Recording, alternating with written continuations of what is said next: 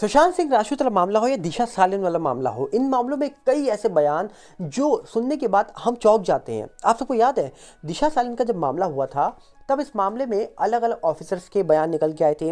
उनके फियांसे रोहन रॉय का बयान निकल के आया, बॉडीगार्ड की बातें निकल के आई सामने, और इनकी बातें जब सुनी गई तो समझ आया कि कहीं ना कहीं लोगों के बयान अलग निकल के आ रहे हैं।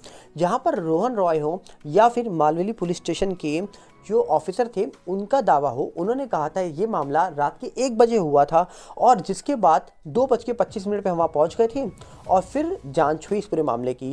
रोहन रॉय भी यही कह रहे थे मामला 1 बजे का हुआ था लगभग, और हम नीचे आए और फिर दिशा को हॉस्पिटल लेके गए थे। बॉडीगार्ड ने भी यही कहा था कि दोस्त दिशा को ले गए थे अस्पताल, ये मामला इतने बजे का था। पर वहीं पर मुंबई के जो एक्स सीपी थे, कमिश्नर ऑफ पुलिस, जिनका नाम था परमवीर सिंह, उनका ये दावा था, उनका ये बयान निकल के आया था कि उन्होंने सीसीटीवी फुटेज देखी और उन्होंने कहा ये मामला लगभग रात के 3 बजे का था, और ये सब वो सीसीटीवी फुटेज देखने के बाद बता रहे थे।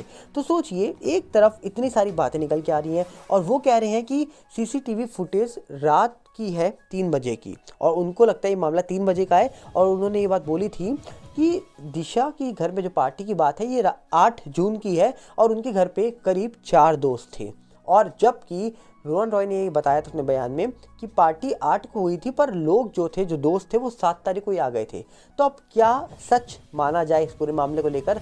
आपको क्या लगता है? सोचिए, अलग अलग बयान निकल के आ रहे हैं। यहाँ तक कि एक और ऑफिसर थे, उनके बयान में बताया गया था कि मामला 1 बजे का था, तो हम उसी टाइम स्पॉट पे पहुंच गए थे और वहां पर उनकी फैमिली मेंबर्स भी मौजूद थे।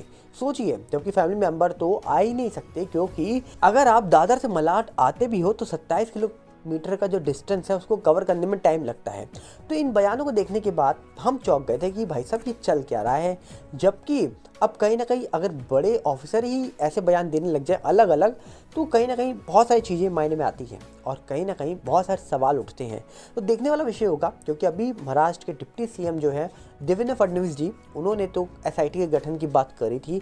अब एसआईटी का गठन हुआ नहीं हुआ ये तो हम नहीं जानते, पर कहीं ना कहीं रूप कुमार शॉ जी के जो अभी बयान निकल के आए हैं उसके बाद समझ आ रहा है कि इस मामले का सच बाहर आना चाहिए, क्योंकि खुद वो शख्स जो उस समय पीएम के टाइम पर वहाँ मौजूद थे, जब वो इतने बड़े सच बता रहे हैं, तो अगर सुशांत केस का सच बाहर आएगा तो उम्मीद है अगर कोई मामला उनसे लिंक कर रहा होगा तो उस मामले का भी सच बाहर आ ही जाएगा। तो आपको क्या लगता है?